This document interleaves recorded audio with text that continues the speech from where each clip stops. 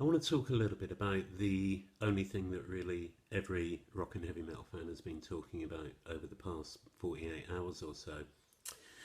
And that is the story of Phil Anselmo, live on stage in the States, giving Nazi salutes and screaming white power at the end of a gig. I'm not actually going to talk about Phil that much because he's a grown man and he's going to do whatever he wants to do. If he wants to go off and join Aryan Nation or the KKK, that's fine. It's not for me or anybody else to tell him what to do. He lives in America. He's got freedom of speech that is protected by the Constitution, and that's fine if he wants to go off and do that. The only thing I would say about Phil, and anybody else for that matter, is that their freedom of speech doesn't necessarily mean that they get a free pass to say whatever they want without anybody calling them out on it. And I'm glad to see that somebody as prominent as Rob Flynn from Machine Head did just that. And there's nothing that I can really add to that discussion that Rob hasn't said fantastically already. What I would like to talk about a bit more, though, something that I found really shocking, is the really mixed reaction from fans that has come out to Anselmo's actions. As I see it, they've been pretty much split into three camps on this. You've had those fans that have come straight out and condemned Phil Anselmo. You've had those that have brushed it off as nothing more than a bit of light-hearted fun, a joke, probably inspired by drinking too much alcohol backstage. And then you've had the ones that have come out as well who have openly supported him in his actions. It's really those last couple of groups that I want to address here. There is nothing funny, nothing humorous. There are no jokes to be made about Nazi salutes and white power gestures in 2016. It wasn't funny back in 1944, and it sure isn't funny now. I think we might have moved on from that, but really it's quite tragic to see from some of those comments that we've seen online that isn't the case. Equally, I think we have to look at those that have brushed it off as something that he's perfectly entitled to do and even the right thing to do. And in some of the comments that I've read, it's opened up a whole debate within the metal community about immigration and about racism and why it's okay to say black power, for instance, but it's not okay to say white power. The only thing I can say to those people is actually what you need to do is you need to go and read a history book or two. You need to sit there at Google and put a name into Google, something like Rosa Parks, for example, to find out why black power is something entirely different to the racist bigotry of a white power gesture. We have to remember as rock and metal fans that actually the music we listen to and the music we love is something that has strong origins in black music. If we go back to the days of Chuck Berry and Little Richard, or we go even further back to Robert Johnson, Leadbelly, people like that, this is the blues and the rock and roll where we get everything from that we listen to.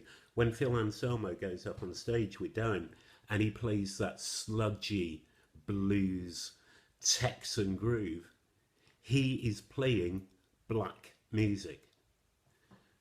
The guitars are more distorted. He might sing it a little bit more violently than any of those guys did, but he is basically playing black man's blues. Fortunately, our music is something that has given a voice to black artists.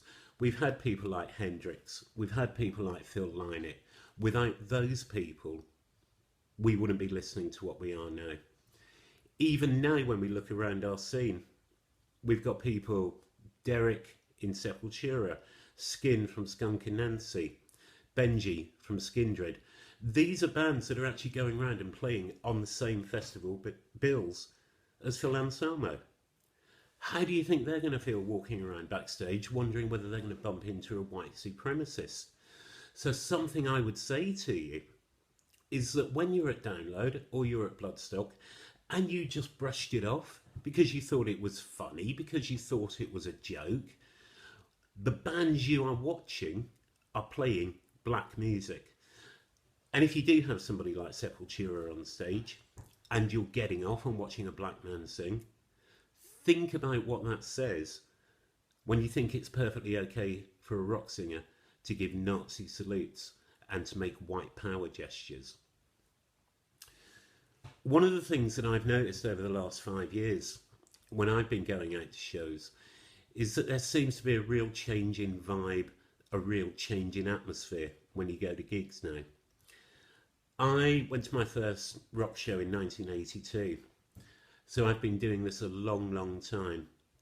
And one of the things that always drew me in further to rock and metal music was the sense of community, the sense of togetherness. As I moved into my 20s and 30s and I developed a little bit of an unhealthy relationship with alcohol, I got myself into some crazy situations where I'd be somewhere I didn't know, with people I didn't know, absolutely wasted out of my mind at 4 in the morning. But you could guarantee that when you did that, there would be somebody there to hold your hand, to pick you up, to put you in a cab and make sure you get to where you're going safely. I'm not sure if that would be the case now when you go to gigs. It certainly doesn't seem to be that way. There seems to be much more of an undercurrent of aggression and tension, and I don't know where that's coming from. I had put it down to the fact that at the age of 45 that maybe I'm just getting a little bit too old for this, and maybe an underground death metal gig maybe just isn't the place that I need to be anymore.